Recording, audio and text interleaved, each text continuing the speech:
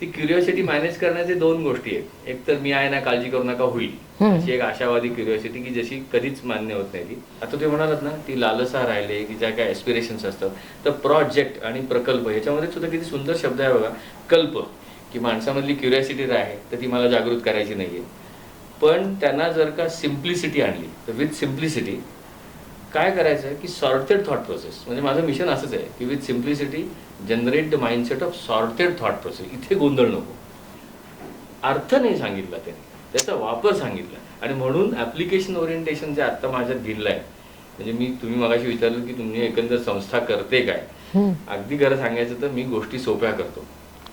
बोलावं की नाही बोलावं माहिती नाही, पण बोलतो की सिनियर मॅनेजर्स जे ऑर्गनायझेशन्समध्ये आहेत ते सिनियर कुठे झाले, कसे झाले, हा एक रिसर्चचा सब्जेक्ट आहे.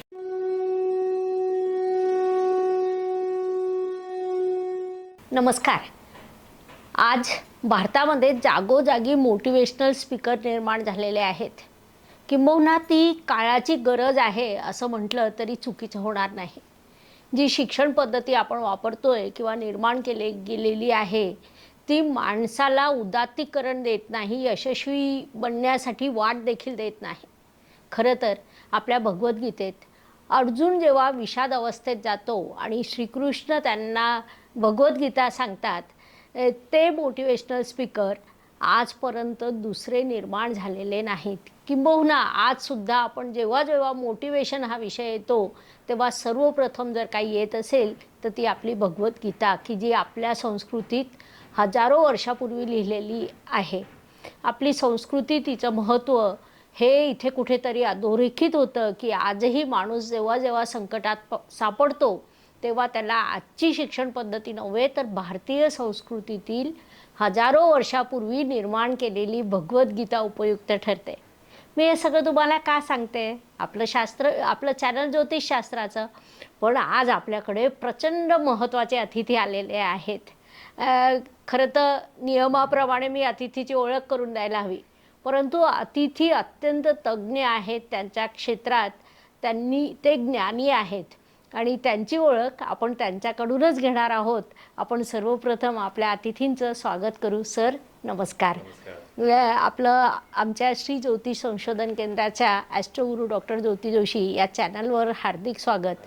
आपलं चॅनल ॲस्ट्रोलॉजीशी रिलेटेड आहे, परंतु आपण विविध प्रकारे आपल्या प्रेक्षकांना जास्तीत जास्त ज्ञान देण्याचा प्रयत्न करतो. आणि तुमचा व्हिडिओ माझ्या पाहण्यात आला आणि मला असं वाटलं की तुम्हाला नक्की बोलवायला हवं, आणि तुम्ही पण पटकन आमच्या विनंतीला मान देऊन लगेचच आलात, त्याबद्दल धन्यवाद. पहिलाच प्रश्न विचारते, आपण आपली ओळख डीजी म्हणून का करून देतात?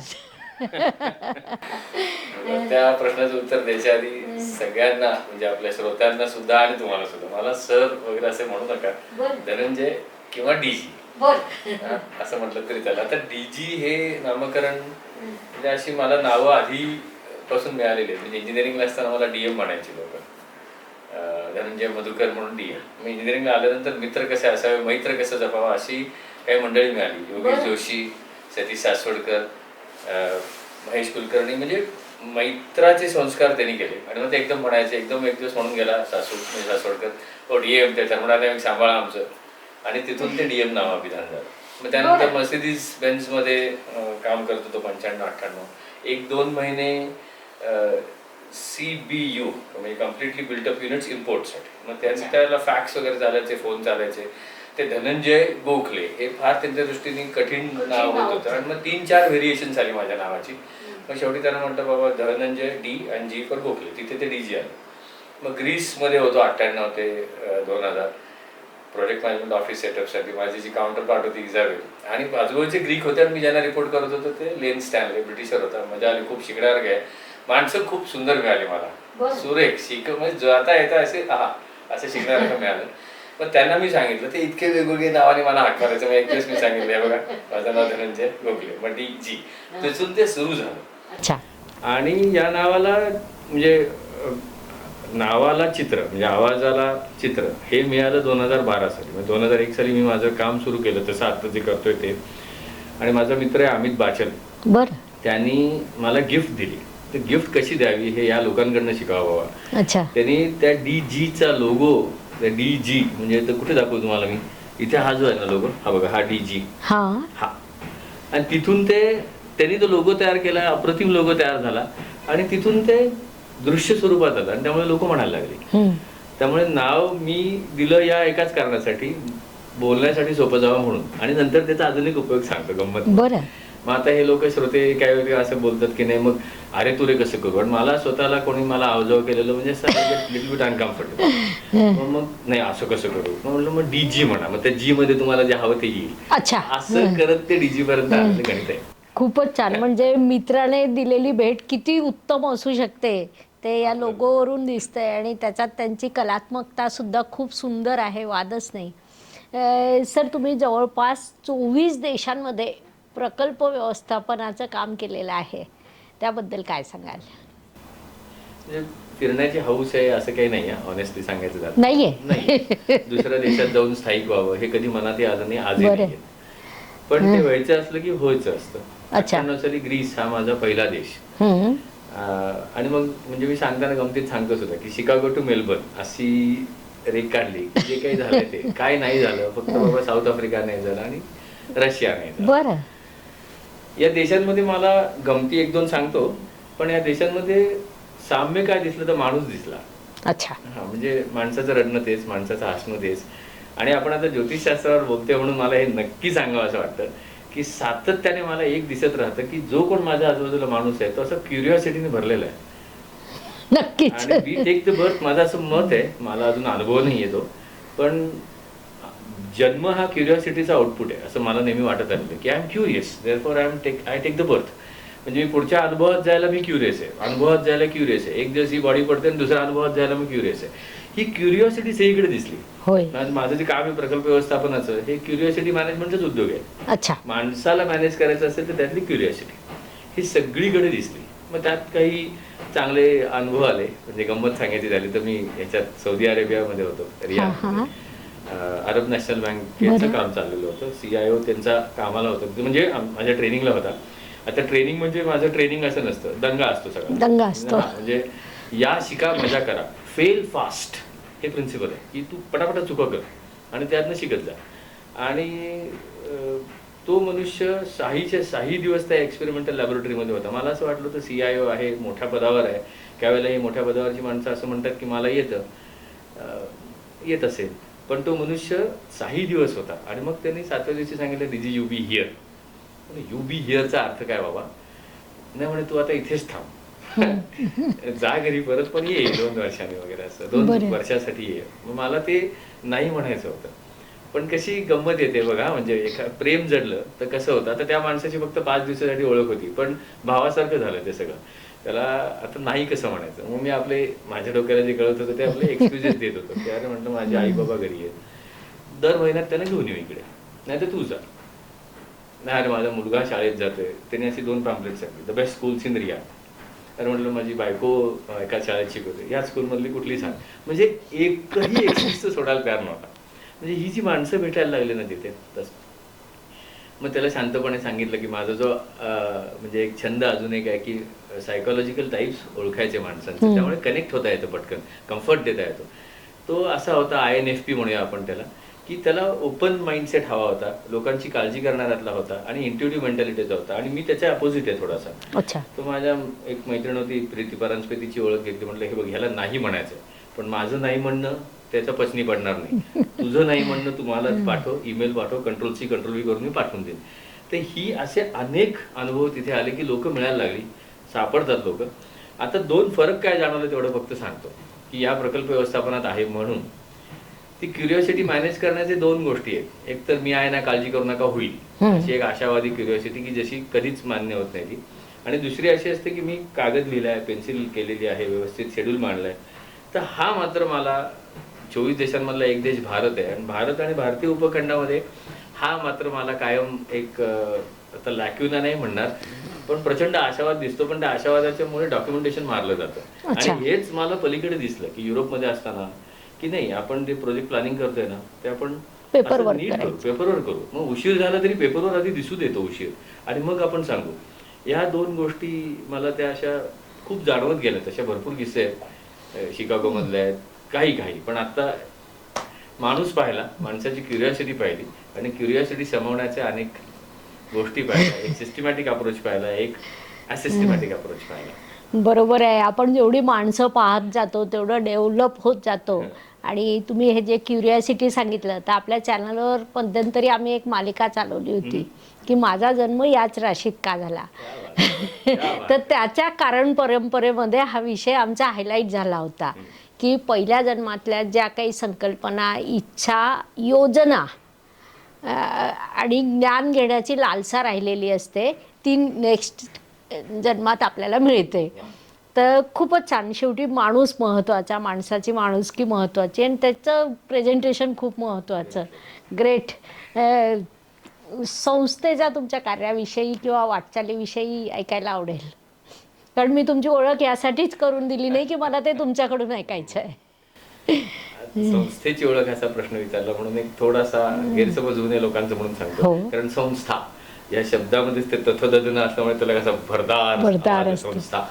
तर संस्था असं लोकांना असं वाटू शकेल की फार मोठं ऑफिस आहे, भरपूर मंडळी काम करतात. तसं काही नाहीये.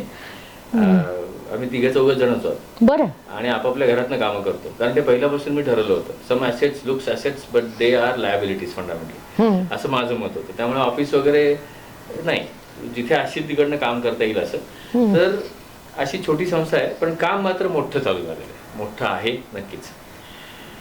बेसिक हे मी वळलो प्रोजेक्ट मॅनेजमेंटकडे जेव्हा ग्रीसवरनं परत आलो तेव्हा मी याच्याकडे कसा वळलो हे आधी सांगतो, मग त्या संस्थेचं काम नक्कीच कळत होतं की 98 साली किंवा या आधी सुद्धा 95 ते 98 मध्ये मी मर्सिडीज बेंझमध्ये होतो, त्याच्या आधी टाटा मोटर्समध्ये होतो.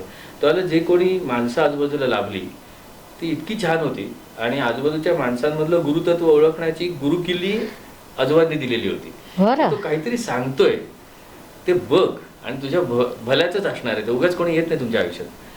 तर रामजी असेल, डॉक्टर म्हणजे मिस्टर बापट असतील किंवा लेन स्टॅनले असेल किंवा हे सगळी लोक ते सांगायची की अरे तुला जे करायचं त्याची एक योजना मान. मग परत आलो 98 साली, मग KPIT मध्ये PMO सेटअपचं काम केलं. मग मला जाणवायला लागलं की प्रोजेक्ट मॅनेजमेंट हे आलं पाहिजे भारतामध्ये. आणि म्हणून मग 2001 साली जानेवारीमध्ये, टू बी प्रिसाइज 5 जानेवारी 2001, नरेंद्र बराटे, आता ही नावं का सांगतोय तर ह्यांच्याशिवाय मी उभा राहू शकलो नसतो. ही सगळी मंडळी ते आहेत म्हणून मी आहे. नरेंद्र बराटेंना मी प्रपोजल लिहून दिलं होतं माझ्या हस्ताक्षरात 7 पानी की मला हे असं वाटतंय आणि हे आपल्याकडे व्हायला हवंय. आणि त्या माणसाकडे ती एंटरप्रेन्युअर वृत्ती होती, त्याला दिसायच्या गोष्टी. आणि चालू करलं लगेच. मग गंमत सांगतो की त्यानंतर आम्ही पुढचे 15-20 दिवस एकूण म्हणून 22 ते 23 CEOs ना भेटलो. त्या माणसाची ओळखी होत्या आणि कनेक्ट होता ओळखीपेक्षा सुद्धा असं. आणि मग आम्ही 22-23 CEOs ना भेटलो. त्याच्यामध्ये 2 CEOs ना पटलं मी काय म्हणतोय. बाकी सगळे टेक्निकली ड्रिव्हन होते, हे कशाला पाहिजे. पण ते तिथून सुरू झालं. प्रकल्प व्यवस्थापनामध्ये माझं काम आहे. आता तुम्ही म्हणालात ना की लालसा राहिले की ज्या काय ॲस्पिरेशन्स असतात, तर प्रोजेक्ट आणि प्रकल्प ह्याच्यामध्ये सुद्धा किती सुंदर शब्द आहे बघा. कल्प म्हणजे काहीतरी मनात आहे आणि त्याला मागे प्र लागलाय. म्हणजे प्र जिथे लागतो तिथे गती येते. प्रकल्प म्हणजे कल्पला गती दिली की तो प्रकल्प किंवा प्रोजेक्ट. म्हणजे फिजिक्सचे जे विद्यार्थी असतील त्यांना कळेल की इट्स अ ट्रॅजेक्टाईल मोशन, कुठून तरी सुरू होतं आणि कुठेतरी जाऊन थांबतं. पण ती जी काही ट्रॅजेक्टाईल मोशन आहे ती अव्यवस्थित पण असू शकते किंवा व्यवस्थित पण असू शकते. त्याला व्यवस्थितपणा देण्याचं काम मी करतो.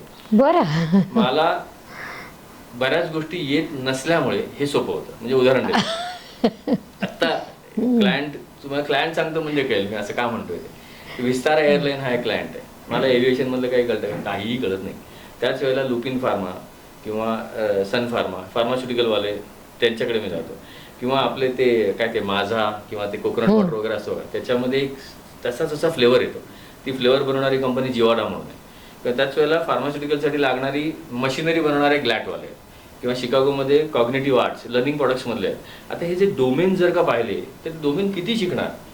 आणि मला एक कळत होतं की मला ह्या डोमेनमधलं काही कळत नाही आहे, ट्रेनिंग म्हणजे टेक्निकल काही कळत नाही आहे, पण मला प्रोजेक्ट दिसतो. हां, की ते तू सांगायला लागलास ना की ते असं दिसायला लागतं. काय ते हेरिडेटरी असेल, वडिलांच्या आमच्या व्हिज्युअलायझेशन तुफान होतं, मजा यायची त्यांच्यावर बसायला. ते हे प्रोजेक्ट दिसण्याची जी कला आहे किंवा शास्त्र आहे ते मी लोकांकडे जाऊन सांगतो की बाबा घाई करू नका, ते जे काय मनात आलंय ना ते करायचंच आहे. पण घिसाड घाईनी केलं की कृष्णाने सांगितलंय तसं फरफट होणार कार मग तुम्हाला. म्हणजे रजसी प्रलयम गत्वा कर्मसंगीषु जायते आणि तमसी प्रलयम गत्वा मूढयोनिषु जायते. त्यामुळे जरा घाई न करता आणि समजावून घेऊन काम केलं तर सोपं जाईल, भांडणं होणार नाही. मग मी नक्की करतो काय, तर ती क्युरिओसिटी जी आहे त्याला क्वांटिटेटिव्ह नंबरिंग द्यायचा प्रयत्न करतो. काय रे बाबा, हा प्रोजेक्ट कधी होईल, याला 2 उत्तर असू शकतात. काही काळजी करू नका, होईल, किंवा 7 दिवसांनी होईल, पण 2 दिवस डिले व्हायचे चान्सेस आहेत. कुठलं उत्तर बरं वाटतं? दुसरं. हे उत्तर काढायचा प्रयत्न करतो त्यांच्याकडनं. बरं, सोपं आहे. म्हणजे प्रोजेक्ट मॅनेजमेंट मध्ये कठीण काय हेच मला आजपर्यंत कळलेलं नाही. I am finding the difficulty in project management honestly. कठीण का होतं सांगतो, की सोप्या गोष्टी न केल्यामुळे जे काय म्हणूया दैव उभं राहतं ते कठीण आहे. त्यामुळे आपण सोप्या करत नाही. तर मी या सोप्या गोष्टी त्यांना करायला सांगतो. आणि मग ह्याच्यासाठी अनेक ट्रेनिंग कोर्सेस वगैरे ते मी तुम्हाला नंतर सांगेन. पण प्रोजेक्ट मॅनेजमेंट हे करण्यासाठी त्या माणसाला भेटावं लागतं. त्या माणसातल्या असं अस्वस्थ आत्म्याला थांबवावं लागतं. जरा थांब, तू जरा आपण करूया हे सगळं. कागद पेन्सिल घे, पृथ्वी तत्वाचा हात घे आणि स्थिर हो बाबा, करू आपण ते सगळं. आणि हे हळूहळू हळूहळू लोकांना पटतं. आणि आता ती गवगवा पण झालाय, नाव पण झालंय, त्याला येत काही नाही, पण तो आला की आपल्याला बरंच काही मिळतं. अशा पद्धतीने ते जातं. मिशन सांगतो मी काय घेतलं होतं. बरं, कारण हे माझा पक्का विश्वास आहे या गोष्टीवर, की काय वाटेल ते कर. फक्त तू जे काही करतोयस ते का करतोयस याचं तुला 40 सेकंदात उत्तर देता आलं पाहिजे. ते जर का क्लिअर असेल तर I don't think you will end up selecting any wrong projects. You might get delayed, पैसे जास्त वापरशील पण प्रोजेक्ट चुकणार नाही. तर मी ज्यावेळेला 2001 साली हे ठरवलं त्यावेळेला मी आधी कॅल्क्युलेट करून घेतलं की बाबा मला उत्पन्न किती होत आहे, त्याच्यानंतर जे येईल ते बोनस. 10 दिवस मी काम करतो म्हणजे उत्पन्नासाठी, नाहीतर 24 तास चालूच असतं काय ना काहीतरी. उरलेले 20 दिवस ते 10 दिवसांसाठी असतात. अच्छा. मिशन काय घेतलं होतं मी, की माणसामधली क्युरिओसिटी आहे तर ती मला जागृत करायची नाहीये, पण त्यांना जर का सिम्प्लिसिटी आणली तर विथ सिम्प्लिसिटी काय करायचं आहे की सॉर्टेड थॉट प्रोसेस. म्हणजे माझं मिशन असंच आहे की with simplicity generate the mindset of sorted thought process. इथे गोंधळ नको, कळलं नाही तरी चालेल पण गोंधळ नको, किंवा गोंधळ आहे हे जरी कळलं तरी गोंधळ सुटला, एवढंच. मग creating mindset of sorted thought process कसं होईल ते इंटरेस्ट मी निर्माण करेन, बट फ्रॉम इंट्रिन्सिक विलिंगनेस. म्हणजे हे गव्हर्नन्सने काही गोष्टी होत नाहीत, हे करायलाच पाहिजे, तुझ्यावर लक्ष आहे. लोक आपल्यापेक्षा खूप स्मार्ट असतात, ते know how to get out of it. त्यामुळे आतून जर का आलं की अंतर्प्रेरणेने जर का केलं तर इंट्रिन्सिक विलिंगनेस कशासाठी, टू लर्न. मग learn is equal to implementation, learning implementation is equal to fun. For what? Collaborative excellence. एकटा पुढे जाऊ नको, कारण तू पुढे जाण्याचे मृगजळ आहे, सगळ्यांना घेऊन पुढे जा. हे असं माझं मिशन आहे. त्यामुळे जे काही करतोय गेली 25 वर्ष, आता पुढच्या वर्षी 25 वर्ष सुरू होईल मला ह्याच्यासाठी. आणि ते सिम्प्लिसिटी, सॉर्टेड थॉट प्रोसेस हे दिल्याने वाढतंय माझ्यात सुद्धा, इतरांमध्ये सुद्धा. असा उद्योग मला चाललेला आहे. क्लायंटची लिस्ट A to Z आहे, रेव्हेन्यूचं टार्गेट नाही, अल्फा टू झेटा असे ते आले पाहिजे, अशी गंमत चाललेली आहे. ग्रेटच, ग्रेट. म्हणजे मोटिवेशन किती सहजतेने देता येतं किंवा अंमलबजावणी करता येते. माणसातलं गुरुतत्व ओळखायचं, पृथ्वीतत्व ॲक्टिवेट करायचं आणि आकाश तत्वाला वेग द्यायचं. एवढं आमच्या ज्योतिषशास्त्रात सोपं.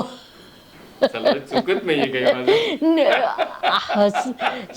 खूप म्हणजे खूप छान मोटिवेशनल भारतात जे प्रॉपर तयार होतात ते यासाठी की आपल्याला गीतेचं बॅकग्राऊंड आहे. आणि मला माझ्या माहितीप्रमाणे तुमच्या आजोबांकडनं तुम्हाला खूप मिळालं आहे, पण तो विषय आपण नंतर घेऊ.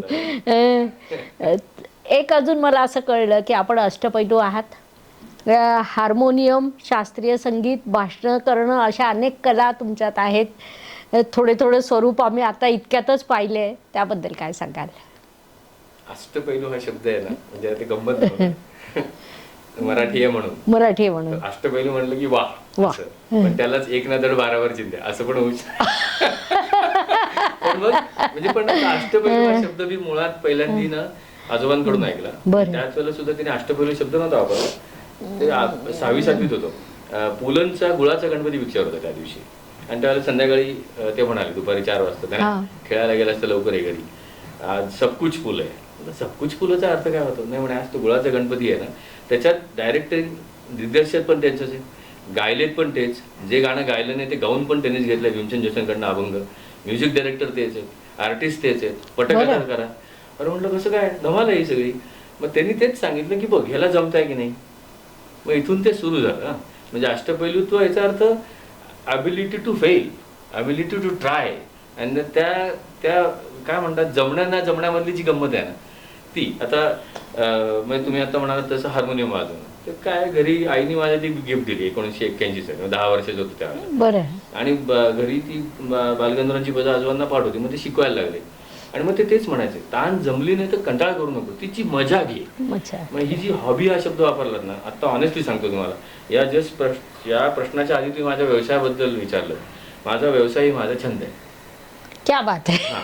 आणि हॉबी हे म्हणजे मी नेहमी म्हणतो जसं की हॉबीचं प्रोफेशन झालं तर पंचित येऊ शकेल, पण प्रोफेशन हॉबी सारखं करता आलं तर गंमत आहे. त्यामुळे माझं हॉबी, आता हॉबी अजून तुम्ही म्हणालात तशी हार्मोनियम वाजवणं आहे, ठीक आहे. चित्र काढायचो मी, अजूनही काढतो. वॉटर कलर मी आणले, वॉटर पेंटिंग. तो फूडचं मला आवडतं, वडापाव, इडली वगैरे असं ते बनवायला नाही, ते नाही, ते कागदावर बनवायला. चित्र काढतात. चित्राची सुद्धा कशी सुरू झाली की SM जोशी ज्या दिवशी गेले त्या दिवशी त्यांचा फोटो आला होता महाराष्ट्र टाइम्स मध्ये. आणि मला ते चित्र वगैरे त्याला माहिती नव्हतं. जीवशास्त्रातल्या आकृत्या सगळ्या काढायचो मी चांगल्या, त्यामुळे वर्गातल्या 7-8 लोकांची काय वह्या माझ्याकडे यायच्या. मग ते बार्टर ॲग्रीमेंट होतं, तुम्ही वह्या द्या आणि मग एक वडापाव मला असं. तर ते आणि मी ते चित्र काढून ती घ्यायचो. त्या म्हणजे SM जोशांचा चेहरा इतका लाघवी आहे म्हणजे होता. तर तो चष्मा, काळा चष्मा, मागे असे फिरलेले केस, त्या डोळ्यात म्हणजे आत्ता बोलतील काहीतरी. आणि मला हे आत्ता तुम्हाला सांगता येतं, पण त्यावेळेला एवढं काही क्लॅरिटी नव्हती, पण अट्रॅक्ट खूप झालं होतं त्या चेहऱ्याकडे. म्हटलं हे ट्राय करू. मग मी ट्राय करत होतो. बाबा आले तिकडनं, अरे छान करते तू, स्केलिंग कर. म्हटलं स्केलिंग नाही, तू इथे 1:1 कर. त्यांनी करून दिलं. म्हणजे आमच्याकडे ते एक बरं होतं की हॉबी कर किंवा काही कर, मजा कर. त्यांनी ते 1x1 स्क्वेअर काढून दिला आणि मग इकडे त्यांनी 2x2 म्हणजे हे बरोबर दुप्पट चित्र होईल बघ. आता म्हणे तुला काय काढावं असं वाटतं. म्हटलं चष्मा काढ, चष्मा. म्हणजे त्यांनी मॉड्युलरायझेशन करून दिलं. ह्या जी हॉबीतली गंमत आहे ना सगळी, की त्यामुळे काय म्हणायचं, करून पाहणं हा माझा मित्र झाला. माझा ट्रेनिंग ही हॉबी आहे. म्हणजे का सांगतो तुम्हाला, हे परफॉर्मिंग आर्ट आहे ट्रेनिंग. कारण हे नाटक लिहायचं असतं, एखाद्या गोष्टीचं ज्यावेळेला फॅसिलिटेट करत असतो तर माझा एक तयार झालेला असतो, पण त्या नाटकातली पात्र पार्टिसिपंट असतात आणि त्यांचे संवाद ठरलेले नसतात. त्यामुळे त्यांना आपल्यासारखं बोलायला लावून पुढे घेऊन जायचं असतं. ती अशामुळे त्या हॉबीज निर्माण झाल्या. करून पहा. आता ChatGPT आणि जेमिनी आलाय गुगलचं, संवाद. म्हणजे मी आता त्याच्यावर एक लिहितोय, कृष्णाच्या ऐवजी ChatGPT असतं अर्जुनाकडे तर काय झालं असतं. अच्छा, ग्रेट. आणि भीमाकडे असतं ChatGPT तर काय झालं असतं, युधिष्ठिराकडे असतं तर काय झालं असतं. कारण संवाद साधायचा आहे. आणि मग ती हॉबी आहे मला. मी रोज एक अर्धा पाऊंडच बसतो ChatGPT बरोबर. मला हे असं करायचं, तू काय करशील, मग त्याचे प्रश्न विचारत बस. That's a hobby, but that is helping me a lot. मग प्रत्येक हॉबी कुठेतरी मदत करते. हे अशा काहीतरी म्हणजे खूप छान असते. एवढं नक्की आयुष्य सोपं करून जगणं. नवीन पिढी जॉब सॅटिस्फॅक्शन हा शब्द नेहमी वापरते. त्याचा प्रत्यक्ष अर्थ इथे पाहायला मिळतोय. आणि तुमच्या बोलण्यात वारंवार येत आहे आजोबांविषयी ऐकायला नक्कीच आवडेल. आता मध्ये म्हणजे असे हे अनेक लोक म्हणतात आजोबांबद्दल ऐकायला आवडेल, म्हणून मी मध्ये जानेवारीमध्ये त्यांच्या आजोबांची गोळी म्हणून असा मुलाखतीचा कार्यक्रम सादर केला. युट्यूब चॅनलवर आहे. बरं. आजोबांची गोळी म्हणजे ते गोळी द्यायचे. खरं सांगू का, त्या माणसाला सायकोलॉजी कळलेली होती आणि पेडागॉगी कळलेली होती. शिकवावं कसं हे त्याला बरोबर कळलेलं होतं, कारण ते शिकवायचे नाहीत. त्यांच्या अगदी थोडं सांगतो, कारण तो संपूर्ण त्यांच्याबद्दलचा ती पटकथा युट्यूब चॅनलवर आहे अवेलेबल. पण शोधणं हे जे आहे ना ते त्यांनी तिथे तयार केलं. म्हणजे आपण एक ते वाक्य पण आहे त्याच्यामध्ये की सिद्धांत नाही, शोध, असं ते म्हटलं जातं. की हे आपण आत्ताच्या सुद्धा लीडर्सना, मॅनेजर्सना मी तेच सांगतो, उत्तर देऊ नका. Ask questions by which that person will get into the findings. तू ते शोधायची तयारी कर. त्या माणसाने ते शोधायला लावलं. म्हणजे मी काही वेळेला असं म्हणतो सुद्धा गमतीत सुद्धा की म्हणजे ॲस्ट्रॉलॉजर, चांगल्या विद्वान ॲस्ट्रॉलॉजरकडे जाताना सुद्धा प्रश्न विचारताना होमवर्क करून जा. म्हणजे असं छान जा की अरे तुम्हाला तो मनुष्य भेटणार आहे, त्याच्यातली ती सिद्धी तुमच्या अशी आली आहे, काहीतरी पुण्यकर्म केल्या म्हणून त्याच्याकडे जाताय तुम्ही. तर काय असं विंडो शॉपिंग नको की प्रश्न विचारायचे असेल तर माझ्याकडे बघावं लागेल मला, त्यातूनच ते प्रश्न उमलणार आहेत. हे त्यांनी शिकवलं. मग त्यांनी हे तयार केलं आणि त्यांच्या त्या बोलण्यातनं ते तयार केलं.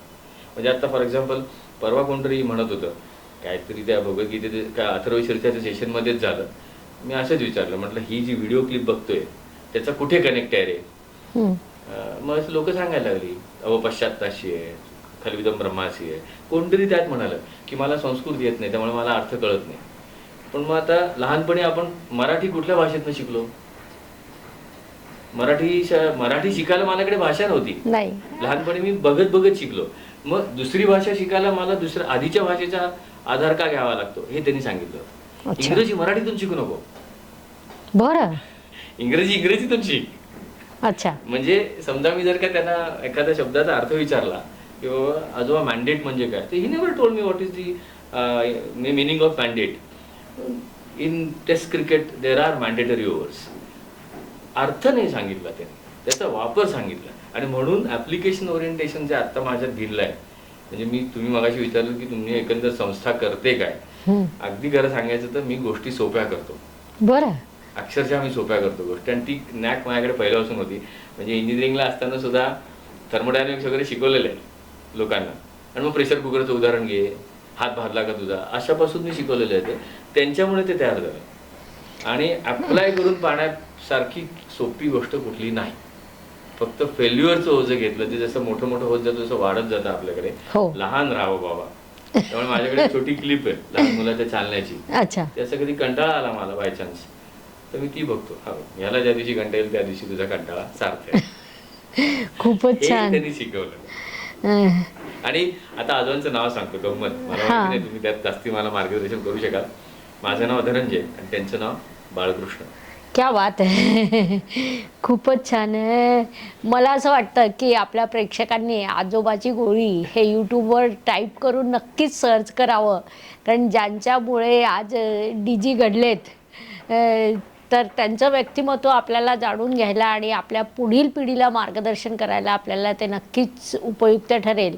आणि घरातून मार्गदर्शन मिळालं की बाहेर मोटिवेशनल स्पीकर शोधावे लागत नाही. आपण अनेक कोर्सेस घेतात, त्याबद्दल काय सांगाल? ते म्हणलं ऍप्लिकेशन ओरिएंटेशन. बरं. अशी गंमत ते म्हणतोय. ओशोंचं एक वाक्य आहे. अच्छा. ते मुल्ला नसरुद्दीनचे जोक सांगत होते. मी त्यांना ऐकतो दोन गोष्टींसाठी. एक तर क्लॅरिटी ऑफ थॉट्स आणि दुसरं हिंदी. अप्रतिम आवाज कसा असावा. ते एकदा असं म्हणाले होते की मुलाला कोणीतरी विचारलं तू पोहायला का जात नाहीस, तेव्हा म्हणतो मला पाण्याची भीती वाटते. म्हणजे पाण्यात पोहता यायला लागलं ना की मी पोहायला सुरुवात करेन. म्हणजे that way it looks very logical की मला यायला लागलं की मी जायला लागेल. पण पाण्यात उतरल्याशिवाय पोहता येणार नाही हे.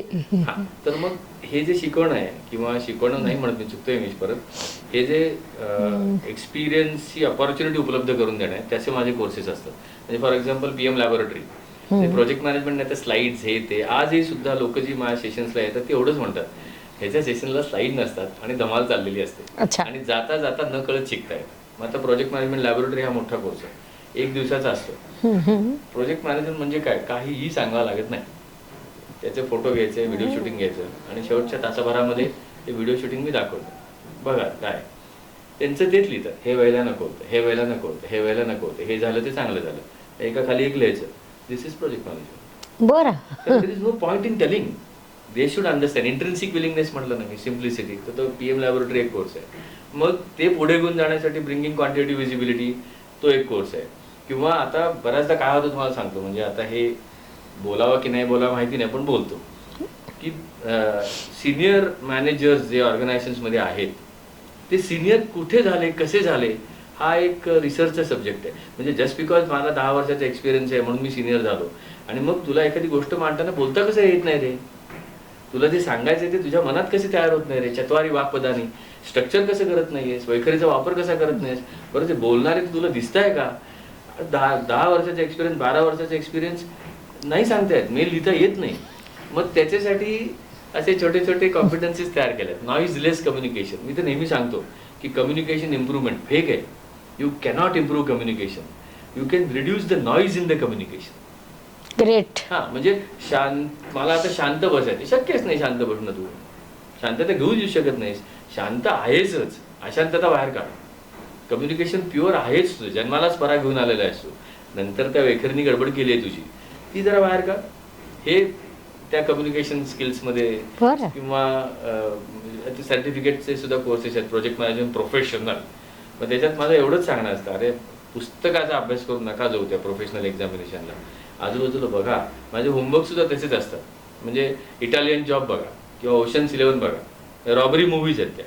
रॉबरी मूव्हीज सारखं मूव्ही नाही प्रोजेक्ट मॅनेजमेंट शिकायला. कारण रॉबरीचे एक प्रिन्सिपल आहे, दाऊ शॅल नॉट गेट कॉट. बरं, पकडलास की पकडलास, न पकडता तुला जे हवं आहे ते घाल. मग त्याच्यासाठी त्यांचं जे प्लॅनिंग चालतं ते आपल्याकडे आणू ना आपण. चोरी करायची की नाही की पुढचा उद्योग आहे, पण ते प्लॅनिंग माझ्याकडे येऊ दे. मग अशा गोष्टींनी करत असतं. मग आता हे ट्रेडिंगमध्ये बलुतेदार हा सुद्धा प्रकार आहे. म्हणजे इंटरव्ह्यूज घेतो मी. कारण अनेक लोकांचं असं एक म्हणणं असतं, हे आमच्या इंडस्ट्रीत काही उपयोगाचं नाही. म्हणजे प्रत्येकाला असं वाटतं की माझा प्रॉब्लेम युनिक आहे, but underline statement is all problems are common. फक्त माझा युनिक आहे कारण तो माझा आहे म्हणून. पण त्यांना जे कळायला लागतं की अरे दीनानाथ मंगेशकरचे डॉक्टर केळकरांनी हा मुद्दा सांगितला आहे, विनीत कुलकर्णी अंपायरने हा मुद्दा सांगितला आहे, मग माझ्याशी हा कनेक्ट आहे. मग तो एक प्रोग्राम आहे, सेफ सर्टिफिकेशन्स आहेत, हँड होल्डिंग आहे की हात धरून द्यावा लागतं काही वेळेला प्रोजेक्ट मॅनेजरला. कारण एखाद्याला करायचं असतं, पण भिजलो तर पडलो तर मी पण पडतो तुझ्याबरोबर, असं करत करत जायचं. किंवा रिव्ह्यू मीटिंग्स कशा घ्यायच्या. आता एक शेवटचं सांगतो की बऱ्याच ऑर्गनायझेशन्समध्ये आजकाल विचारत नाहीस तू काय करतो, कारण ते नाव आधी गेलेलं आहे की चमत्कार झाल्यामुळे नमस्कार मिळतात सध्या. पण नाहीतर पूर्वी लोक विचारायचे की तू नक्की करणार आहेस काय. मग मी एवढंच सांगायचो की तुमच्या रिव्ह्यू मीटिंग्स मी 9 मिनिटावर आणून देतो. आज सगळीकडे सगळ्या कॉर्पोरेट क्षेत्रामध्ये मीटिंगमध्ये प्रचंड वेळ जाते. कॉर्पोरेट असं नाही, कुठेही. त्या मीटिंग्स कशा कमी करायच्या. आणि मीटिंग्स म्हणजे क्युरिओसिटीची भांडणं म्हणजे मीटिंग. मी ती जर का क्युरिओसिटी आणली तर मीटिंग्स, त्याची अक्षरशः मी रिहर्सल घेतो लोकांकडनं. मीटिंग आहे ना उद्या, प्रोजेक्ट रिव्ह्यू मीटिंग, रिहर्सल कर.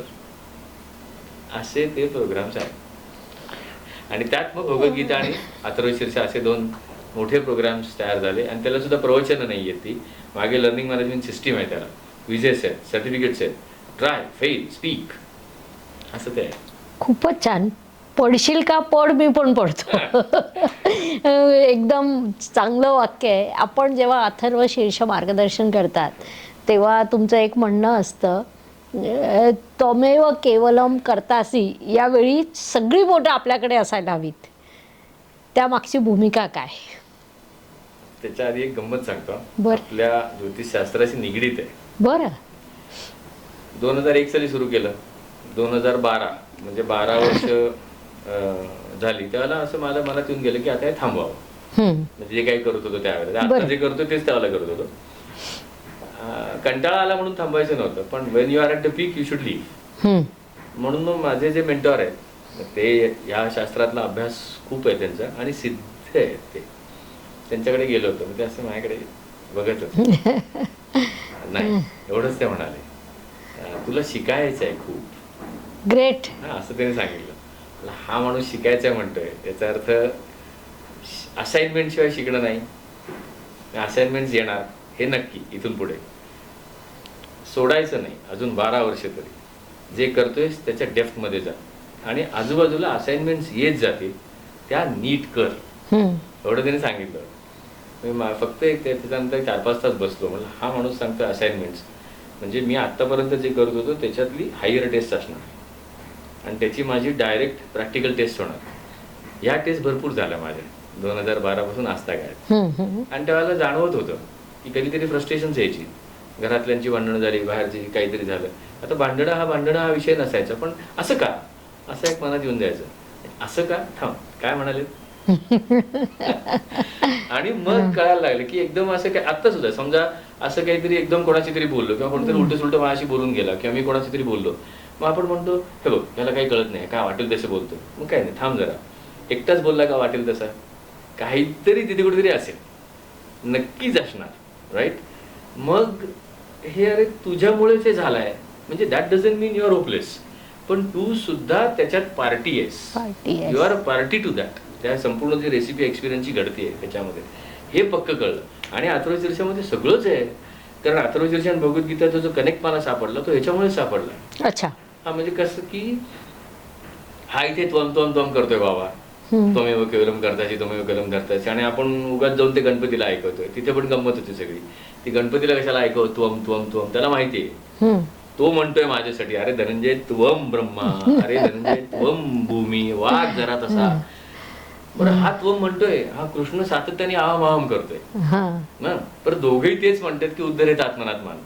हा. हे जर का असेल तर unless I take the full responsibility of whatever acts I am doing now or in past, हे येणार. आणि मग मी ते लिहायला लागलो की अरे हे असं का झालं असेल, आणि ते लिहायला मग कळायला लागलं. आणि काही वेळेला असं येऊन जायचं की अरे ह्याचं मला काही सापडत नाहीये. मग अशा वेळेला मी माझ्या मेंटॉरकडे जायचो. म्हणजे मी सांगतो सुद्धा की ज्योतिषाने ज्यावेळेला जात आहे त्यावेळेला शिकणं आहे ज्योतिषशास्त्र आयुष्यासाठी मार्गदर्शन करणारं एक कला आहे. आणि असं जर का माणूस समोर असेल तर जा. पण नोकरी मिळेल का विचारा, काही म्हणणं नाही त्याचं, पण त्याच्यापेक्षा काहीतरी नवीन असणार आहे त्याच्यामध्ये. तर म्हणून त्वमेव केवलम करतासी. बघा काही झालं ना तरी तर कुठेतरी पार्टी असतो आपण, अगदी पार्टी असतो. आज झालं ना आता इकडे येताना म्हटलं किती वेळ लागतो माझ्या घरापासून इकडे, 15 मिनिटं. मग बरं तसं मग काहीतरी गडबड झाली त्यावेळेला. मी तो फोन उचलला. आता मला माहिती होतं हे असं इकडे तिकडे जाताना कुठे फोन उचलायचा नाहीये, म्हणजे घ्यायचा नाही phone. Will get back to you by 2 o'clock असं लिहू शकलो असतो. नाही लिहिलं, त्या फोनमध्ये वेळ गेला, उबर मिळाली नाही. So I had promised you by 9:45 but I got delayed by 7 minutes. आहे छोटाच अनुभव आहे. पण मग डिले कसं झालं, काय ट्रॅफिक आहे पुण्यात, थांब तू निघाला का वेळेवर. अच्छा, इथे ते त्वमेव केवलम करताच येतं. आणि मग त्या लोकांची फिलॉसॉफीची जोड दिली की आपण अप्लाय नाही करत. म्हणून मला नेहमी असं म्हणणं असतं की ते छोटे छोटे अनुभव बघ, मीच आहे त्याच्या मागे. मी कारण तुम्ही जास्ती मला गाईड करू शकाल त्याच्यामध्ये, की मला असं वाटतं बुवा की माझा लर्निंग सिलेबस मी तयार करून आलेलो आहे जन्म घेतला त्यावेळेला. मग तुला द्यायचं आहे असं मला वाटतं. आणि हे कळतं अथर्वशीर्षामध्ये. त्याला लोकांचा मात्र खूप चांगला रिप्लाय येतो, रिस्पॉन्स येतो. त्यातनं एक कळतं, हेल्पलेसनेस जातो. की हे सगळे माझ्या अगेन्स्ट आहेत, म्हणजे ते जोपर्यंत माझ्या पॉवर येत नाही तोपर्यंत मी त्यांचा गुलाम. पण अरे ह्याच्यामध्ये माझाही तितकाच सहभाग आहे, मग तुझा सहभाग कमी करण्यासाठी तू मालक. मग तो जो हेल्पलेसनेस कमी होतो ना, त्यात आनंद वाटतो लोकांना, आणि मला त्याचा आनंद वाटतोय. खूपच छान सर. तुम्ही जसं म्हणालात आमच्या शास्त्रात हे अत्यंत सोप्या भाषेत आहे की भाग्याचं धनस्थान म्हणजे तुमचं कर्मस्थान, आणि कर्मप्रधान ही आपली भारतीय संस्कृती आहे. त्यामुळे तिचं महत्त्व आपण नाकारूच शकत नाही. आपण ना अनेक पुस्तकं लिहिलेली आहेत. मी आपलं एक पुस्तक पाहिलं होतं, एक तरी ऋचा अंगीकारावी, किंवा गोष्ट भगवद्गीतेची. त्याबद्दल थोडक्यात माहिती द्या. अगदी सांगतो. म्हणजे बेसिकली मला हे का झालं सांगतो की वेगवेगळे मीडियम्स ट्राय करायची माझी सवय आहे. कारण मला जे समजलंय, जिथे मी फेल्युअर उपभोगलंय किंवा जिथे मी सक्सेस उपभोगलाय, ते मला सांगायला लागेल लोकांना. कारण कर्मप्राप्त आहे म्हणू आपण ते. कारण ते तुझ्याकडे ठेवलंस तर तू चोर. भगवद्गीतेत सांगितलंय ते नाही व्यवसाय तू केलंयस ना, तुझी काहीतरी तपश्चर्या आहे छोटी मोठी, पण त्याच्यातनं ते बाहेर आलंय. पण सांग ना लोकांना ते, म्हणजे लोकांच्या 4 चुका कमी होतील आणि दुसऱ्या चुका करतील त्या. So they will learn out of it. मग त्याच्यासाठी मग मी हे सगळं उद्योग करत होतो की मग अथर्वशीर्षाचं पुस्तक लिहावं असं मनात नव्हतं, पण जे आलं, जे सांगता आलं ते लिहित गेलो. मग पहिले लेख, त्याच्यातनं पुस्तक. मग एकत्रित ऋचा अंगीकारावी असा मी त्याचा दिला की तो एक आहे एकत्रित ऋचा अंगीकार. 21 आता फार नाही दाखवत, पण हे आता इंग्रजी पण आहे, मराठी पण आहे, अशी ती काही पुस्तकं आहेत. बेसिकली याच्यात ॲप्लिकेशन ओरिएंटेड आहे प्रत्येक पुस्तकामध्ये. की भगवद्गीतेची 2 पुस्तकं, गोष्ट भगवद्गीतेची. मला स्वतःला ते आत्मा, परमात्मा, भगवंत वगैरे कळतच नाही खरं सांगायचं तर. शिक्षण मेकॅनिकल इंजिनिअरिंग, त्यामुळे हात लावल्याशिवाय बघितल्याशिवाय काहीच कळत नाही. आणि म्हटलं कळायची गरज आहे का अनुभवाची गरज आहे, म्हणून मी ह्याच्या सुद्धा पुस्तकांमध्ये सुद्धा डायरेक्ट टेक्निक्स लिहिलीत. बरं. की बघ काय सांगतोय कृष्ण, त्यांनी रेसिपी लिहिली आहे. मग तू पाठ काय करतोस अरे, किचनमध्ये जा आणि करायला लाग. भगवद्गीता जर का तू 2 वेळा म्हणालास, 4 वेळा म्हणालास, ते आवर्तन 5 वेळा म्हणालास, काय गणपतीचा नाही फायदा आणि तुझं त्यातून नाही. तू करायला लाग. तू म्हणालात ना कर्मसंस्कृती, आपण जन्माला करायमुळे आलेलो, मग करूनच पाहायचं. केल्याशिवाय पर्यायच नाही काही. की कर, फेल हो, त्या फेल्युअर मध्ये पुढचं सक्सेस झालंय, चल पुढे. मग अशी ती पुस्तक आहे, गोष्ट भगवद्गीतेची, एकत्रित ऋचा अंगीकारावी. त्याची दोन्ही इंग्लिश ट्रान्सलेशन केली. ती क्रेडिट गोष्ट टू आजोबा. मराठी भाषेत लिहिता येते, इंग्लिश भाषेत लिहिता आलंच पाहिजे, नाही तर त्यांनी काय शिकवलं. बरं, तुझा विचार इंग्रजीत नव्हते, त्यामुळे इथे ट्रान्सलेशन वगैरे करून नाही घेतली. आणि फीडबॅक चांगले आले, अरे मस्त आहे इंग्रजी सुद्धा. ही 2 पुस्तक. अगदी पहिलं पुस्तक लिहिलं तर 2001 साली, असंच या वृत्तीनेच लिहिलं. ॲनिमल फार्म नावाचं जॉर्ज ऑरवेलची तुफान कादंबरी आहे. म्हणजे आता तर प्रत्येकाने वाचावी, आणि व्हॉट्सअपवर फॉरवर्ड करणाऱ्या प्रत्येक माणसाला ती कंपल्सरी केली पाहिजे. बरं. की तू जे उठसूट फॉलोअर करतोयस ना त्याचा बेस बघ इथे आहे सगळा. ॲनिमल फार्म, सत्याची खेळी म्हणून, म्हणजे जे काही बघतोय कुठल्याही संस्थेत जे चालतं की कशातनं तरी स्वातंत्र्य घ्यायचं आणि स्वातंत्र्य मिळायला गुलामीकडे जायचं. अप्रतिम पुस्तक आहे ते. आणि ते म्हटलं अरे हे मी वाचतोय, हे मराठी करून ठेवूया. समजा उद्या माझा मुलगा मराठी वाचायला लागला, इंग्रजी वाचायला, त्याच्याकडे दोन्ही राहू दे. आणि म्हणून ते झालं. त्याच्या सुद्धा 5-6 प्रती झाल्या. मग प्रोजेक्ट मॅनेजमेंटची पुस्तकं लिहिली. PMO, world of PMO, world of wonderland of PMO. तुला जे कळलंय प्रोजेक्ट मॅनेजमेंटमध्ये ते तुझ्या आजूबाजूला कसं पसरवशील, ती चांगल्या रोगांची साथ कशी पसरवशील, बरं, ती की तुला कळलं. चल तुझ्या असं करून PMO मधलं एक गमती जमतीत लिहिलं. सगळ्या पुस्तकांमध्ये कार्टून्स आहेत. गोष्ट भगवद्गीतेची सुद्धा एक चित्रकथा आहे त्याच्यावर चालणारी. की फर्ग्युसन कॉलेज रोडला 2 मित्रांना प्राध्यापकांनी पकडला. त्याच्यातले एक दुसरा, कारण तो दुसरा म्हणतो अरे काका आणि प्रोफेसर एकत्र आहेत, आता माझी काही धडगत नाही. अर्जुन तेच म्हणाले, तिथे द्रोणाचार्य बघतोय, भीष्म बघतोय, सांभाळ मला. म्हणजे सामान्य माणसाला हे कळावं म्हणून सामान्य माणसांचं भाषेत घेण्याचा हा सगळा उपद्व्याप आहे. आणि सांगायला मनापासून आवडतं की ह्याची 2री एडिशन, ह्याची 5वी एडिशन, त्याची 3री एडिशन, कुठेही मोठं मार्केटिंग वगैरे काहीच नाही, खरंच नाहीये. पण people say it's wonderful and they tell somebody else की इट्स वंडरफुल. खूपच छान. मलाही असं वाटायला लागलं की गोष्ट भगवद्गीतेची लगेचच वाचायला घ्यावं. आणि ज्यांना ते वाचायला कंटाळा येत असेल तर त्यांच्यासाठी ऑडिओ बुक तयार करून ठेवलंय. कारण ही मगाशी प्रश्न विचारला त्यातली एक राहिली, ती आता पटकन सांगतो. वाचायची आवड आहे. आवड वाचायची म्हणजे मोठ्यांदी वाचायची आवड आहे मला. दिवसभरात 10-15 मिनिटं तरी मी असं मोठ्यांदी वाचतो. बरं. असं मोठ्यांदी वाचायचं. मग ती सवय लागली आजोबांना पेपर वाचून दाखवण्यामुळे. ते पेपर वाचून दाखवायचे. ते कुठलेही पेपर टाकायचे समोर, कधी हिंदू, कधी महाराष्ट्र टाइम्स, कधी वाच. आणि मग वाचायला लागलं की नीट नाही झालं की ते म्हणायचं अरे धन्या मला समजावं म्हणून तू वाचतोयस की नाही, मग तू बोलतो तसं वाच. मग तिथून ती सवय लागली की वाक्य पूर्ण बघायची सवय लागली, पूर्ण 5 सेंटीमीटर 6 सेंटीमीटर, आणि त्याची भावना समजायला लागला त्या.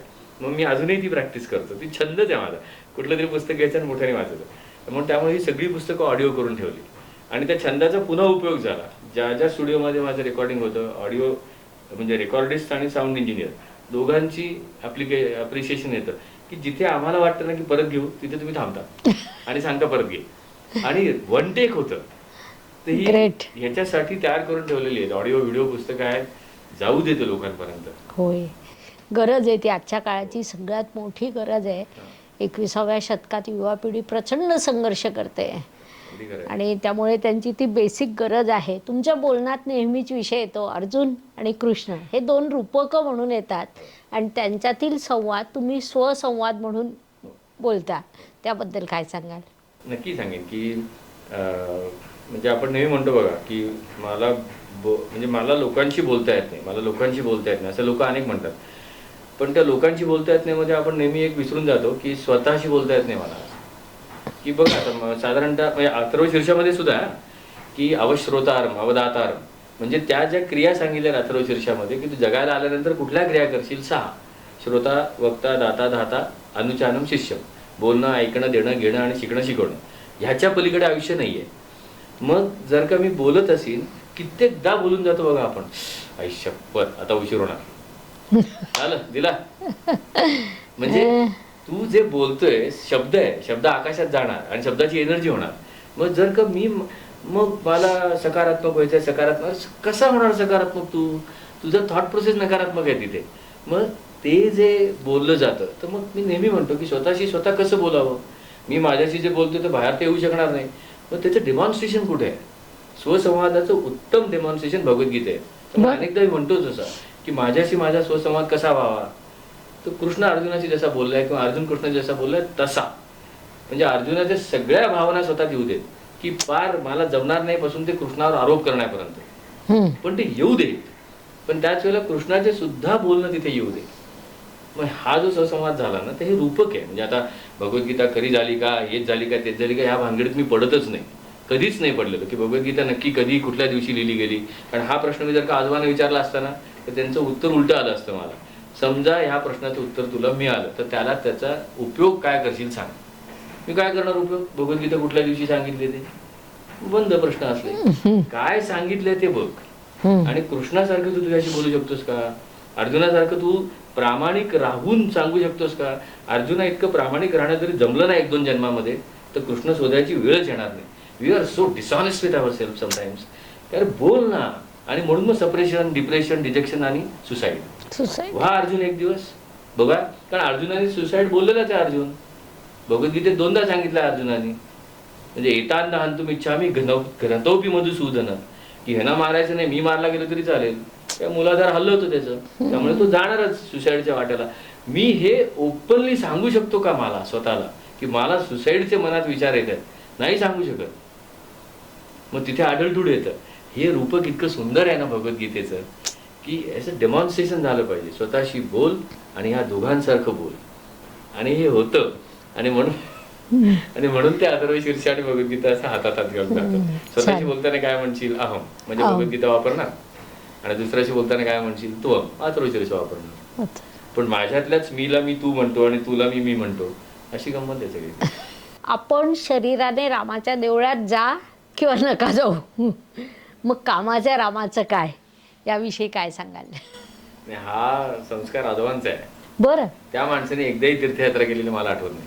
बरं. कधी नाही. म्हणजे आता आजोबा आजी म्हणजे काय असतं, रोज तीर्थयात्रा. कधी तो माणूस जपमाळ घेतलेला पाहिला नाही त्याला. बरं. कधीही नाही. तेच म्हणायचे की म्हणजे गंमत सांगतो तुम्हाला आता, हे का कुठनं आलं ते. अशी तीर्थयात्रा वगैरे करून मंडळी यायची आमच्या घरी. म्हणजे आमच्या घरी राबता भरपूर असायचा. आणि बरं ते जी मंडळी यायची आमचे नातेवाईक वगैरे त्यांना माहिती होतं दादा एका दुसरा प्रश्न विचारल्याशिवाय सोडणार नाही. ते नेहमी विचारायचे की गेलास वा, छान झालं, आधी आत्ता जाताना आणि आल्यानंतर काय फरक झाला तुझ्या? क्या बात आहे. आणि ते स्पष्ट विचारायचे, लाईन मध्ये किती रुपये दिलेस, कशाला गेलास, घरी बस, त्यापेक्षा शांत बस. त्यामुळे ते जे होतं ना, की काय होतं गंमत सांगतो. म्हणजे ह्याच्यावर माझं अनेकदा लोकांशी बोलणं होतं की सगुण भक्ती आणि निर्गुण भक्ती, की सगुण भक्तीसाठी देवळ आहेत. पण मी त्यांना ते उदाहरण पण सांगतो की मी ज्यावेळेला एअरपोर्टला जातो त्यावेळेला एअरपोर्टवर अनेक साईन्स आहेत की वॉटर कूलरची आहे, टॉयलेटची आहे, रेस्टरूमची आहे, लॉन्चची आहे. ती सगुण भक्ती झाली की हां मला लॉन्च कुठे हे कळतंय. पण लॉन्चच्या खाली होतं का लॉन्च लॉन्च लॉन्च असं केलं तर कसं लॉन्चमध्ये जाणार मी? तर जे देऊळ आहे तिथे, म्हणजे हे माझे विचार आहेत, हे तिथे देऊळ आहे, गणपतीची मूर्ती आहे. तू गणपतीच्या मूर्तीला जातोस, काय करतो नक्की तिकडे जाऊन? वेळ फुकट घालवतोस असं माझं मत आहे. मग तू जा देवळात. देवळात जाण्याबद्दल काहीच म्हणणं नाहीये, पण हातातलं काम कसं तरी करायचं आणि देवळात जायचं. ह्याला काय अर्थ आहे का? याचं उत्तम उदाहरण देतो. म्हणजे खूप वर्षापूर्वीचं आणि रोज घडतंय. एकदा असं ट्रेनिंग प्रोग्राम सुरू होता आणि त्यावेळेला अण्णा हजारांची प्रोटेस्ट होता. पुण्यातच चालला होता तो. बरं.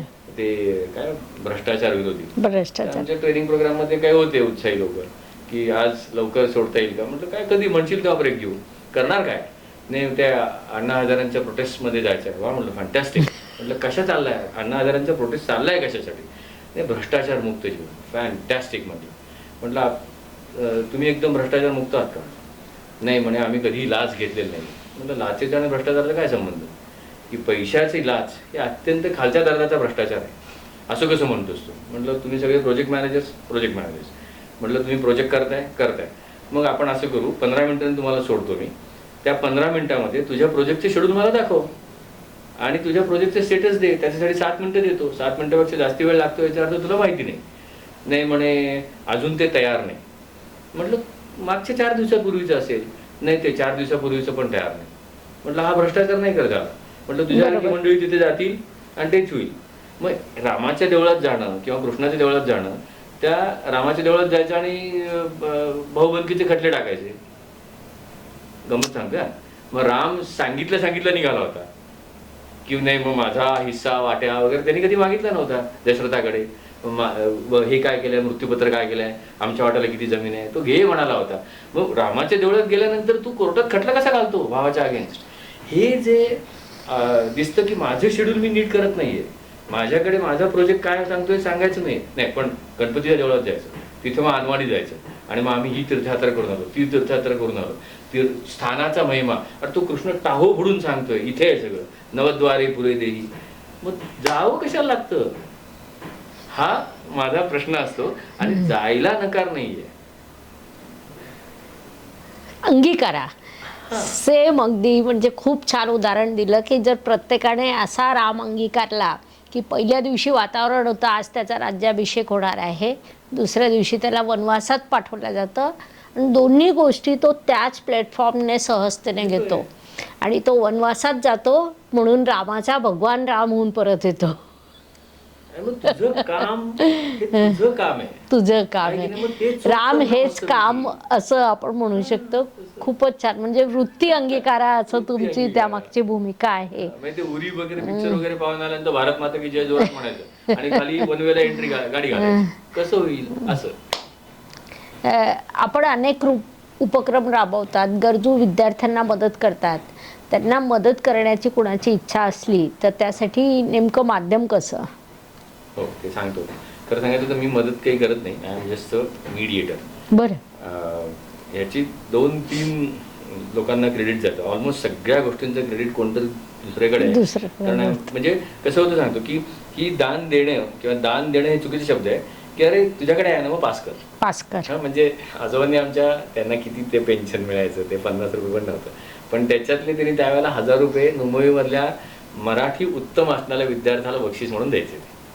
मग तिथून आई बाबा आजी हे देण्याची वृत्ती होती. मग तसेच मला माझे मावस भाऊ आहे संतोष प्रभाकर जोशी आणि नेहा संतोष जोशी, त्याची वहिनी म्हणजे त्याची बायको. तर मी नेहमी सांगतो गंमत म्हणून, आता देवरुखला राहतात ते आणि मी पुरुष असून सुद्धा मला माहेरपणाचं सुख मिळतं देवरुखला जाऊन. बरं. आणि सरळ सांगतो लोकांना, कुठे चाललं माहेरी चाललेलं आहे देवरुखला. त्या दोघांनी मला माणूस पाहायला शिकवला, म्हणजे अजून हे चकचकीत केलं. तर त्या दोघांचं असं दर झालं आता 2012 पासून का 14 पासून चाललंय. अरे धनंजय ह्या 4 जण आहेत त्यांना आपल्याला शिकवायचं आहे असं. मग ज्यावेळेला 12 साली हे सगळं झालं त्यावेळेला मी हेच ठरवलं होतं की प्रोजेक्ट मॅनेजमेंट हा व्यवसाय आहे, रेव्हेन्यूचा आहे, त्याच्यातनं टेक्नॉलॉजी खरेदी केली जाते, जे काय असेल ते. पण हे अथर्वशीर्ष, भगवद्गीता, ही पुस्तकं, व्हिडिओ सिरीज, त्याच्यातनं जे येईल ते तिथे गेलं पाहिजे. त्यामुळे म्हणून मी आत्ता काय सांगते, कारण माझं दान नाही आहे, अनेक श्रोतृवर्गांनी ते भरपूर घेतलेलं आहे. आजपर्यंत जवळजवळ 15-16 लाखाची त्याची विक्री झालेली आहे. ते जायचं कुठे? कारण कृष्णाने देऊन दिले SOP, देणार असेल तर ह्या चेक करून दे. मला वेळ कुठे आता, किंवा वेळ कुठे म्हणण्यापेक्षा तेवढी व्हॅलिडेशन पॉवर पाहिजे आपल्याकडे. तर ती नेहा जोशी आणि संतोष जोशी असे विद्यार्थी बरोबर निवडतात आणि विद्यार्थ्यांना नाही जात, ते त्यांच्या इन्स्टिट्यूटला जातात. बरं. आणि काय माहिती नाही मला, तुम्ही त्याच्यात सांगा की पहिली 9, 10, 12 वर्ष मी तिला सांगितलं होतं, आजही सांगितलं की हे कुठून येतं सांगायचं नाही आणि त्यांची नावं मला सांगायची नाही. पण आत्ता मागच्या वर्षी अचानक 15-20 विद्यार्थी भेटले, सगळ्या गर्ल चाइल्ड आहेत, काहीतरी असू शकेल त्याच्या मागे. पण इतका आनंद झाला त्यावेळेला की अरे 5वी पासूनही शिकते, अरे आज आता CAच्या इंटर्न देते, ही 10वी पासून आपल्याकडे शिकायला लागली, आज मायक्रोबायोलॉजीमध्ये जाते. इतकं मजा वाटतं त्याच्यामध्ये. आणि त्याच्यासाठी काही नाही, ट्रस्ट वगैरे काही नाही आहे माझा की वाटलं तर अमाऊंट माझ्या अकाउंटला द्या, फक्त अमाऊंट मी घेणार नाही की मला अमाऊंट नको, ह्याच्या अगेन्स्ट त्याची ही पुस्तकं घ्या, व्हिडिओ सिरीज घ्या, कारण अमाऊंट उचलून कोणी देईल तसं नको. म्हणून ते मी ट्रान्झॅक्शन ठेवलं की हे पुस्तक घ्या, तुम्ही वाचा, अजून 4 लोकांना द्या आणि मग तुम्हाला जे वाटेल ते इथे द्या. असं ते आहे. समाधान त्यातून खूप मोठं मिळतं. आणि तेच जे समाधान असतं की आपण ज्या मुलीला 5वी पासून शिकवायला सुरुवात केली आणि आज ती CA होते, ते आपण कोणत्याच शब्दांमध्ये व्यक्त करू शकत नाही, रुपयांमध्ये मोजू शकत नाही. जर शालेय शिक्षणामध्ये भगवद्गीता, रामायण यांचा समावेश झाला, महाभारत, तर नेमका काय प्रभाव मिळेल आपल्याला? प्रश्न पुन्हा रिपीट करतो आणि त्याचं उत्तर देतो. चालेल. की आजच्या शालेय शिक्षणामध्ये जर का भगवद्गीता, रामायण यांचा आविर्भाव झाला, अंतर्भाव झाला तर काय होईल? स्पष्ट उत्तर देतो, थोडंसं रफ जाईल. आजच्या शालेय पद्धतीमध्ये जर का त्यांचा अंतर्भाव झाला तर बट्ट्या बोळ होईल. आहे ती परिस्थिती बरी, कारण गाळलेल्या जागा भरा, मल्टिपल चॉईस क्वेश्चन्स, 12 मार्काला भगवद्गीता, 7 मार्काला अथर्वशीर्ष, 4 मार्काला रामायण, याच्या पलीकडे जाणार नाही. त्यातून विध्वंसक कृत्य होऊ शकते की त्याला रंग दिले जातील. कारण आपल्याकडे मानवी म्हणजे काय म्हणूया त्याला, त्याच्यापेक्षा रंग हा फार महत्त्वाचा होतोय. आणि रंगासाठी भगवद्गीता किंवा मार्कांसाठी भगवद्गीता शाळेच्या ह्याच्यात गेली तर त्याचा वट्ट्याबोळ होईल. मग आता ह्याला उत्तर वेगळं देतो मी की भगवद्गीता, रामायण, अथर्वशीर्ष शालेय जीवनापासून शिकवण्यासाठी शालेय शिक्षण पद्धती कशी बदलावी लागेल त्याचं उत्तर मी नक्की देतो. शालेय शिक्षण पद्धतीमध्ये जर का भगवद्गीतेमध्ये जर का त्याला सांगितलं गेलं की कृष्ण आणि अर्जुनाला उपदेश केला, तर मी लहान मुलगा असेल तर मी बघणार पण नाही त्याच्याकडे, बिकॉज आय एम ऑनेस्ट. कारण मला हे नाही आता शिकायचं. मी फ्रस्ट्रेटच झालेलो नाही आहे माझ्या लहानपणामध्ये ना, की लहानपणी फ्रस्ट्रेट होऊच शकत नाही कोणी. तर लहानपणी जर का मी फ्रस्ट्रेट झालो नसेल तर काय किंमत आहे मला अर्जुनाच्या आणि कृष्णाच्या बोलण्याची? शक्यच नाही. मोठेपणी त्याची किंमत कळायला लागते, पण ती किंमत कळेपर्यंत आपण ते तत्वज्ञान म्हणून ते कुठेतरी टाकून दिलेलं असतं, त्याला ते गंधफूल नको ते चाललेलं असतं सगळं. पण लहानपणी जर का ते सांगायचं असेल तर त्याला कसं सांगेन की काय रे बाबा तुला एखादा विषय आवडतो का, आवडत नाही का? आणि गणित अजिबात आवडत नाही मला. मग काय येतं मनात तुझ्या? हे नसलं तरी चालेल, एक्झाम नाही दिली तरी चालेल, असंच बोललाय अर्जुन. अच्छा. मग तू सांग मला, तुला एखादा विषय आवडतो का? मला भूगोल आवडतो. मग इकडे हा जो विद्यार्थी आहे ना त्याला भूगोल अजिबात आवडत नाही. तू काय सांगशील त्याला? अरे असं आहे, अरे तसं आहे, हेच सांगितलंय कृष्णाने. हे जोपर्यंत आपण सांगत नाही ना तोपर्यंत की स्वतःला जे कळलं नाही ते दुसऱ्यांच्या खांद्यावर बंदूक अडवून गोळ्या मारण्याची उद्योग आहे. कुठलं तत्वज्ञान भगवद्गीतेमध्ये? It's just a process. It's such a wonderful process that how to live the life. आता अगदी ऑनेस्टली सांगतो याच्यामध्ये की अनेकांना भगवद्गीतेचा अभिमान असतो. का? कारण त्यांनी काही केलेलं नाही त्याच्यातलं. खरं सांगतो, मी अशा लोकांना विचारतो सुद्धा, काय तुला तुझ्या दातांचा अभिमान आहे का? तुझ्या पायांचा अभिमान आहे का? तुझ्या कानांचा अभिमान आहे का? नाही, त्याच्या कशाला अभिमान आहे? कारण तू वापरतोयस. जी गोष्ट वापरली जाते त्यामध्ये अभिमान वगैरे येतच नाही. It become so natural. जोपर्यंत आपल्या राष्ट्रामध्ये भगवद्गीतेचा अभिमान धरणारी मंडळी आहे तोपर्यंत भगवद्गीता जाणारच नाही रूट्समध्ये. मला भगवद्गीता आली आहे अंगात. पायासारखी भगवद्गीता वापरतोय, हातासारखी भगवद्गीता वापरतोय, डोळ्यांसारखी भगवद्गीता वापरतोय. So I am not even aware that I am making use of all this organs. या लेवलला भगवद्गीता पोहोचायची असेल तर ह्या इथे पोचली पाहिजे ती, की तू जसा चिडून आता आईला बोललास ना उलट सुलट, तसंच 6व्या अध्यायात अर्जुन बोललाय. एतस्याहं न पश्यामि चंचलत्वात् स्थितिस्सरं. काय वाटेल ते सांगतोस, तुझं ठीक आहे, तुझ्याकडे हे काय होणार नाही, असं अर्जुन बोललाय. हे त्या लेवलला जाऊन ज्याला सांगितलं जाईल ना त्यावेळेला ती खरी होईल भगवद्गीता. पण आजच्या शिक्षण भगवद्गीतेत न आलेलीच बरी. आजची शिक्षण पद्धती हा खरं तर खूप मोठा विषय आहे. किंवा इंग्रजांनी जर सगळ्यात मोठं काही नुकसान केलं असेल तर ही शिक्षण पद्धती दिली. मुलाखतीत कधी नाही म्हणू नये, इंग्रजांनी अजिबात नुकसान केलं नाही. इंग्रज आपण ती स्वीकारली. माझं पुढचं वाक्य तेच होतं की सगळ्यात मोठं नुकसान झालं असेल तर ते या पद्धतीत झालं आणि आपण ती स्वीकारली. ही आपली सगळ्यात मोठी चूक झाली.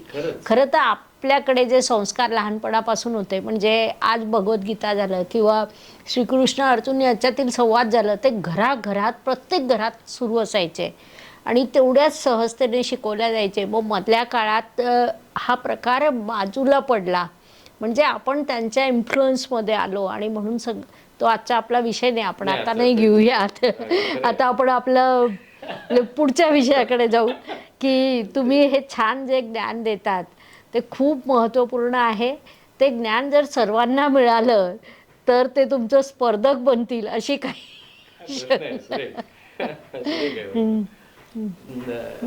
तसं नाहीये. म्हणजे मला स्वतःला असं वाटतं, म्हणजे हा आता तुम्ही फक्त हे सेशन्स घेत आहेत, कोर्सेस घेत आहेत. Let me tell you one more thing की एनेबलिंग द फॅसिलिटेटर्स हा कोर्स मी घेतो 2008 पासून. बरं.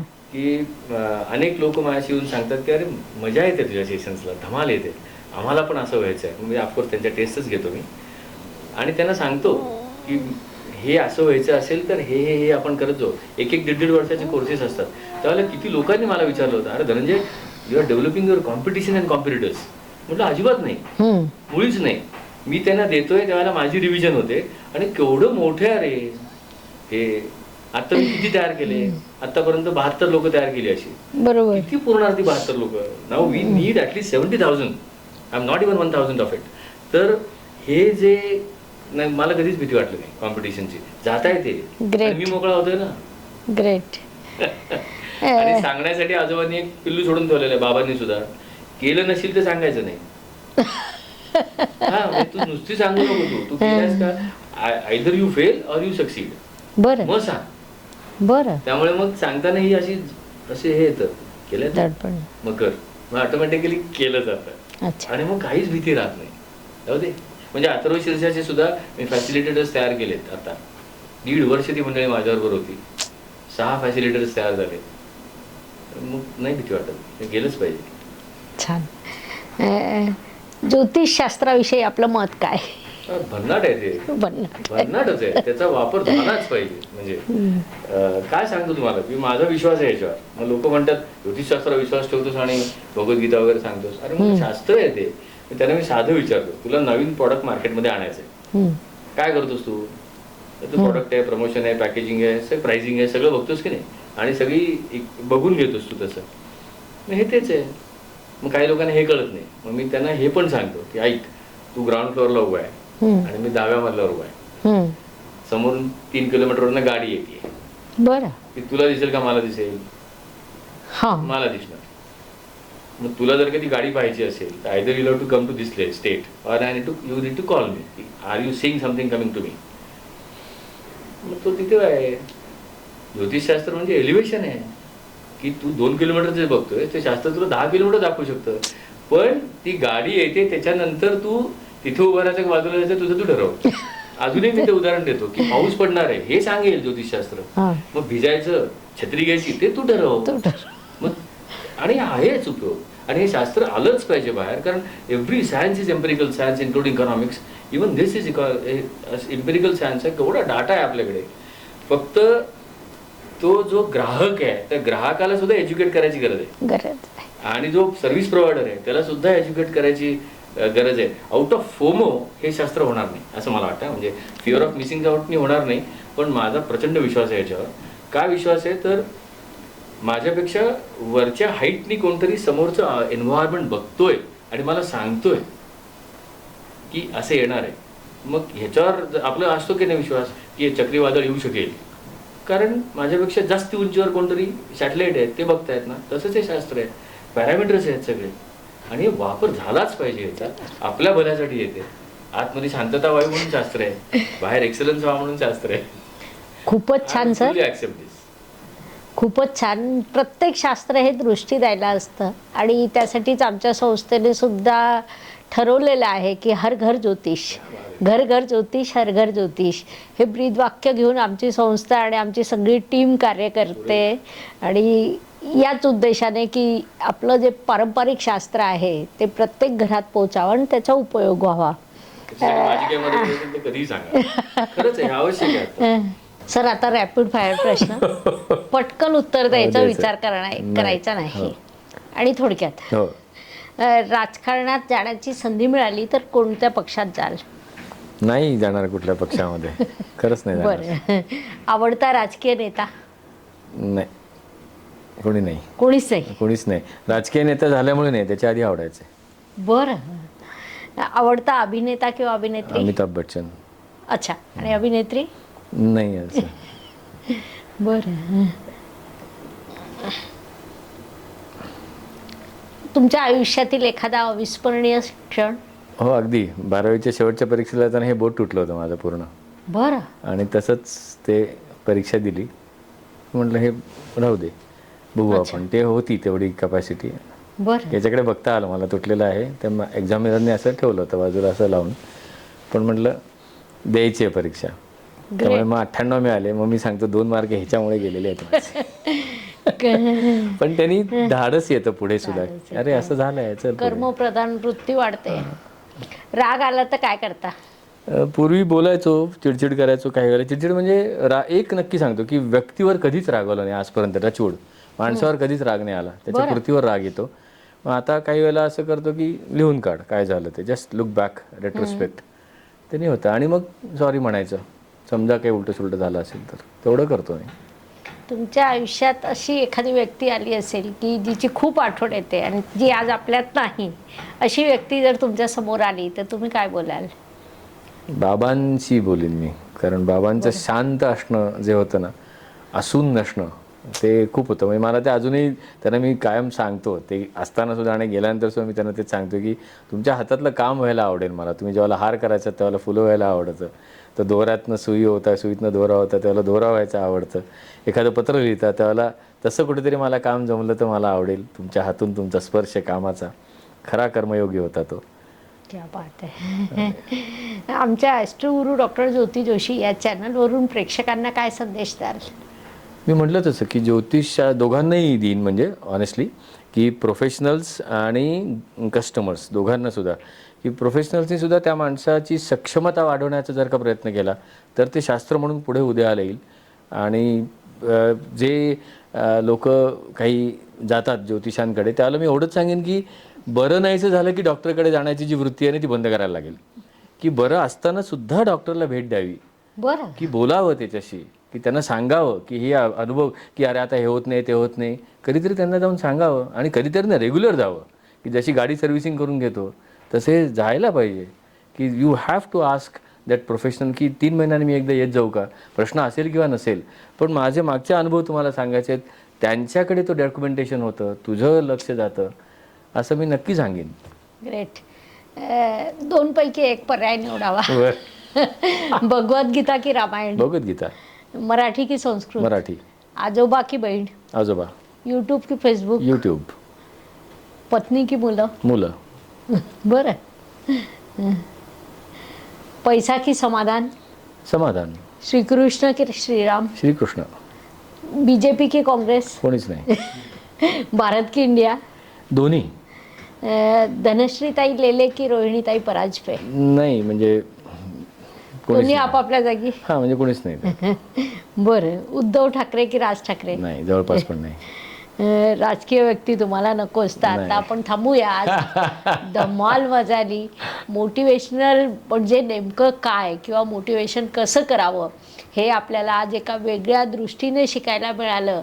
आणि निश्चितच आज सर तुम्ही आलात आणि आमच्या प्रेक्षकांना जे मार्गदर्शन केलं ते बहुमोल आहे. त्याबद्दल आपले खूप खूप आभार. प्रेक्षकांना मी सांगेल की तुम्हाला सुद्धा अनेक प्रश्न पडले असतील. मी माझ्या मनातले प्रश्न विचारले. तुम्हाला प्रश्न पडले असतील तर तुम्ही कमेंट सेक्शनमध्ये विचारा. ज्या दिवशी तुमचे 1000 प्रश्न सुरू होतील मी सरांना पुन्हा आमंत्रित करेन. सरांचा मोबाईल नंबर डिस्क्रिप्शन बॉक्समध्ये दिलेला असेल. कृपया मला पर्सनली फोन किंवा मेसेज करू नका. डिस्क्रिप्शन बॉक्समध्ये सरांचा नंबर दिलेला असेल, त्यांची वेबसाईटची लिंक दिलेली असेल तर तिथे तुम्ही संपर्क करावा, म्हणजे तुम्हालासुद्धा हे ज्ञान मिळवता येईल. धन्यवाद. शुभम भवतु. जय ज्योतिष. नमस्कार. शास्त्राचा अभ्यास करण्यासाठी माझी मराठीतून 11, हिंदीतून 2 अशी पुस्तकं प्रकाशित झाली आहे.